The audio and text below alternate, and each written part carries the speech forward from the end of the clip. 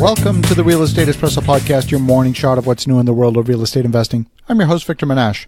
On today's episode, we are talking about commercial rent controls. That's right, commercial rent controls. We typically think of rent controls being imposed for residential leases. Housing affordability is a real issue. Access to housing is considered by many to be a basic human right. Landlord-tenant laws all over North America have been enacted to protect both the rights of landlords and tenants. The latest twist is being pushed by City Council in New York City. It's a proposal for commercial rent control. This would give small business tenants the rights to demand a 10-year lease. Commercial rent control ended in New York City back in 1963 when a state-level law mandating it expired. The new bill is an offshoot of an earlier measure proposed more than 30 years ago by former Manhattan Borough President Ruth Messinger. Sometimes politicians initiate things that make no practical sense. There's no doubt that the world of retail is undergoing massive changes. There's numerous reasons for this. Small businesses that were owned by baby boomers are often closing with no succession plan. The kids don't want the businesses aren't large enough to sell as a standalone business, and once that small business closes, that business gets absorbed by the larger economy, whether it's a big box store further away, a department store, a chain store, or perhaps e-commerce. Now, of course, in the world of retail, all facets of retail except for e-commerce are hurting. Amazon has taken a dominant position in many sectors of the market, and retail vacancy in many areas across the country is now in excess of 10%. New York City is not immune to this, so it's not strictly a New York issue. Now, Councilman Ydanis Rodriguez, who is sponsoring the new version of this Small Business Job Survival Act, claims that his bill is not commercial rent control. He's saying it's about immigrant rights and improving the small business climate in New York City. I don't currently live in New York. My parents lived there for 25 years, and I feel a strong sense of connection to the city. In fact, I'm going there tomorrow.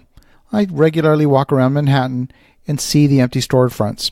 They're in prominent locations on Madison Avenue, on 45th Street in the Diamond District. A few weeks ago, I was walking on 45th Street, and I found about half the storefronts on that street were closed. It's a sad sight. Some storefronts do get redeveloped, and they may reopen as a sandwich counter or maybe a trendy restaurant. We saw the same thing happen along Avenue of the Americas, just south of Columbus Circle, very close to Central Park.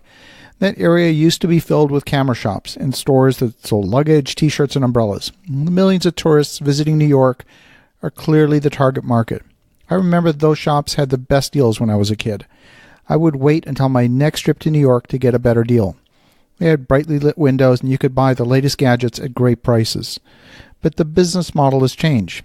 It's not that rents were too expensive. People used to buy cameras when they traveled. Today, the camera market's virtually disappeared. That's why those shops don't exist anymore. Every cell phone has a camera. There's no way those stores would have survived. Even if rents had fallen, those stores would not have survived. If they tried to shift their focus to, say, cell phones, well, people don't buy cell phones when they travel. Cell phone purchases are tied to your local cellular carrier. It's not a tourism purchase. I contacted Councilman Rodriguez's office to get his perspective directly on the proposed legislation, and I'm still waiting to hear back from his office. Hopefully I'll hear back from him this week. Now, publicly, Councilman Rodriguez has said, huge rent increases put small businesses out of business, damage the quality of life, and take away jobs, threatening the fabric of life in this city. The mayor's office disagrees with Councilman Rodriguez. In fact, they sided with landlords over small business advocates by opposing the bill that would institute what amounts to a form of commercial rent control. Greg Bishop, the commissioner of the Department of Small Business Services, testified in front of City Council. He said that the mayor's office has serious reservations about the measure being pushed in council that would require landlords to offer a 10-year lease renewal to small businesses and to go to arbitration if the two sides can't reach a deal. He warned that the arbitration process could potentially favor landlords. In fact, he said typically the parties that win an arbitration are the ones that make the strongest case, and that's often the party with the best monetary resources and the best legal team. That really favors the landlords. Many said the city should be doing more to protect small business and should act to fill empty storefronts plaguing many neighborhoods. Mayor de Blasio suggested a few months ago that the city is considering a storefront registry and a vacancy tax that would penalize landlords who leave stores empty for lengthy periods. Now let me get this straight. The mayor is implying that landlords would sooner leave storefronts empty than lease them. Those irresponsible landlords are so wealthy that they can afford to keep buildings empty, and they need to be penalized for acting in such an irresponsible manner.